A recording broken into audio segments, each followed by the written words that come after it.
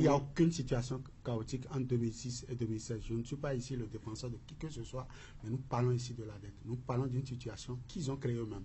Et si vous voulez, je rentre maintenant dans les méandres de cette situation. Allez-y rapidement. Et j'irai de façon claire et précise. Il ne s'agit pas d'incriminer un gouvernement. Il ne s'agit pas d'incriminer un leader politique. Mais je voudrais rassurer ici que les arriérés bancaires, c'est Patrice Talon et son gouvernement qui l'ont contenté. Ce n'est pas quelqu'un d'autre. Ça, il faut avoir le courage de le dire. Je vous prie de bien nommer le président de la République. Le président de la République, c'est de lui que nous parlons. Puisque c'est de lui il s'agit, je ne peux que le nommer par son nom. Il s'appelle M. Patrice Talon, il s'appelle Romeo Awadaï, agentier national. C'est eux qui sont allés vers les banques pour demander un certain nombre de services. Tel que par exemple, on était tous ici quand ils nous ont dit dans ce pays-là que désormais les salaires seront payés par les banques. Mais lorsque les banques vous payent les salaires en lieu de place, vous remboursez les banques, non? Mais ils sont incapables aujourd'hui de rembourser les banques. C'est de ça qu'il s'agit. Ils sont incapables d'honorer leurs engagements. Et face à cette situation, on a dit que la situation n'est pas encore grave. On peut encore demander à un autre partenaire Y de venir donc rembourser en lieu et place de l'État. Mais la difficulté ici, on s'en boube là. On s'en boube. Parce que le nouveau partenaire qui vient, c'est lui qui fixe son taux d'intérêt.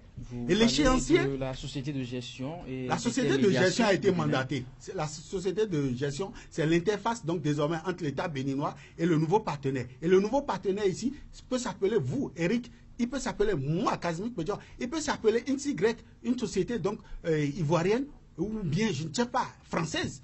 Parce que la société de gestion d'intermédiation, c'est des interfaces. C'est vous et moi qui avons un compte donc, au niveau donc, de cette structure-là.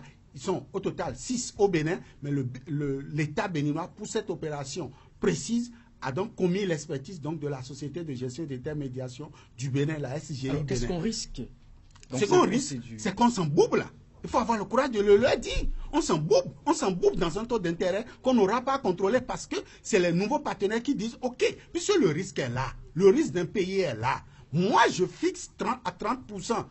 Je fixe à 30% l'achat des titres du Bénin. Alors quand je fais 30% et qu'on met à la fin de l'opération, qu'on mette un taux d'intérêt de 30%, ça fait encore 105 milliards de francs CFA à payer sur les 350,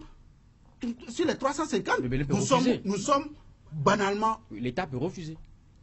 Vous n'avez plus justement la possibilité de refuser. Vous aurez des choix à faire. Mais là, en présence de... Puisque je vous explique, moi, je dis, là, nous sommes partis des bons de commande. Nous sommes partis des intentions donc, du Bénin.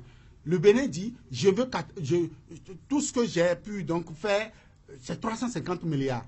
350 milliards. Et vous sollicitez. Désormais, c'est vous qui avez la latitude de dire oui, je vous donne les 350 milliards, mais à un taux d'intérêt de 30%. Puisque vous vous êtes mis dans une situation inconfortable. Moi, de votre situation inconfortable, moi, je monte les enchères. C'est exactement, c'est un peu comme ce que on reprochait donc à un syndicaliste qui est actuellement donc gardé et une banque de la place. C'est exactement ce qui s'est passé. Donc, le taux d'intérêt, c'est moi qui les fixe. Donc il faut le leur dire. Alors, ils sont en train de s'embouber. Alors si pour vous c'est aussi risqué, est-ce qu'il y a une meilleure option pour l'État béninois? La meilleure option, c'est de ne pas donc mettre en péril l'économie nationale. La meilleure option, c'était de ne pas casser tout ce à quoi nous avons assisté. La meilleure option, c'est de ne pas reprendre des projets pour lesquels on n'a même pas encore fini de payer. Je donne un exemple. La voie Calavi, Bota, Révier, qui a été donc réalisé sous un prêt qui n'a pas encore été remboursé. Mais on vient de casser. Vous avez cassé l'infrastructure, vous avez raclé l'infrastructure, vous payez déjà le bon de commande, enfin, le prêt que vous avez contenté, vous payez ça. Maintenant, vous avez trouvé un autre prêt.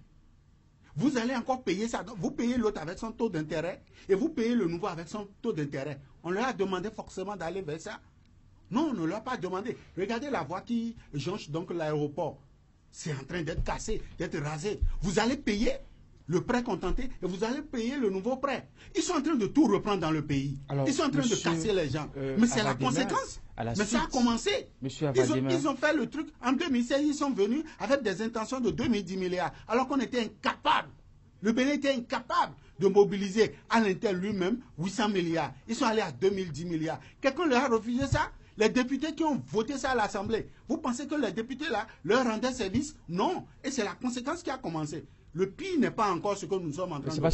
Mais le pire, non, c'est vrai ce que je suis en train de voir. Le pire, c'est en 2019. Avec les explications de M.